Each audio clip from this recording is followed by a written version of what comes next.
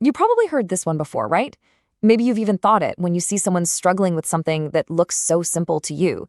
It's a question that just assumes the whole problem is just a lack of effort.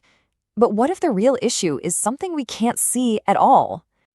And this analogy from Dr. Shanta Dube, it just hits the nail on the head. He's looking at her and he can't see the venomous snake about to strike her foot. And she's looking at him and she has no idea there's this massive, crushing rock on his back. They are both completely trapped by these unseen obstacles, and it leads to this total misunderstanding of what the other person is going through. So this whole idea of unseen struggles, those invisible snakes and rocks, that really sets the stage for everything we're going to talk about. We're going to try to shift our perspective, move away from judgment, and get curious about the invisible burdens that people are carrying around with them every single day. So really, what this all boils down to is this. When we see someone struggling, there is almost always a much deeper story going on.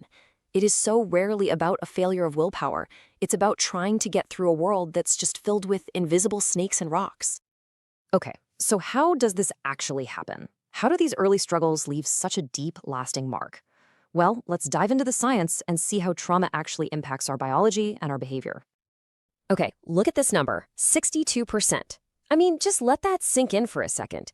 According to population studies in the US, that's how many adults say they've had at least one adverse childhood experience, or what's called an ACE. This isn't some rare thing. It is a massive public health issue. This all comes from the landmark CDC Kaiser ACE study, which honestly just turned our whole understanding of health on its head. It was the first time we had scientific proof that what happens to us as kids, it doesn't just stay in the past. It literally gets under our skin and shapes our health for the rest of our lives.